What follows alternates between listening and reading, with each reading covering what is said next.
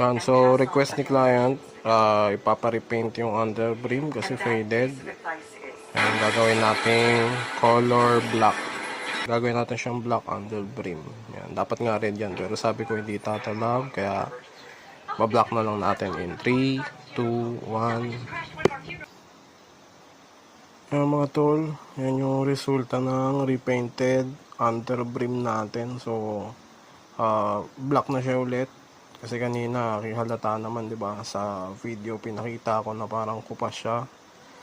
Pero ngayon, ayan, black na ulit yan mga tol. So, sa mga interesado magpa-reshape or magpa-repaint ng mga cups nila, ayan, available po ako.